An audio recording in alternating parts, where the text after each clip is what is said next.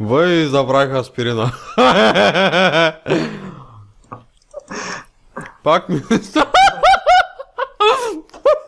Пак ми стана лошо. Цялото семейство дойде и ми стана лошо. Кой го измислил това? Ща пръсна. Кой измислил този фейсбук страница? Лошо ли ти е? Лошо ми е. Кво ти е? Имам разстройство.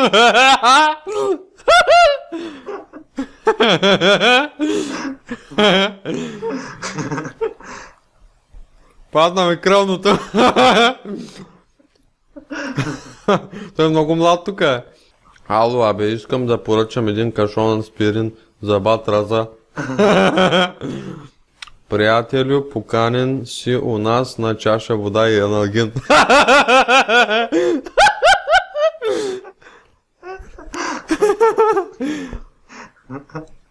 Още ми е лошо. Днес времето ще бъде лошо. Раза Чолаков. Казах ви, че ми е лошо.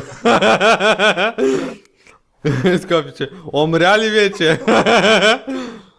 Като те гледам, направо ми става лошо. Лошо ми е, имам запек. Един кашон на ден и летиш, ти казвам.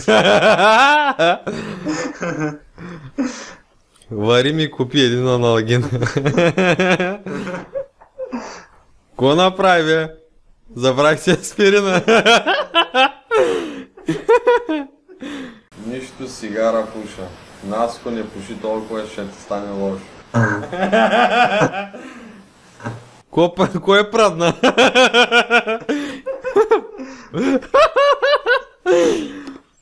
Помогнете, бе, лошо му е. Лошо ми е. Аз стига. Сърцето ми се разхлопа. Инфаркта е близо. Няма повече пари за аспирин. Да ти да. Как да им кажа, че се насрах с нощи?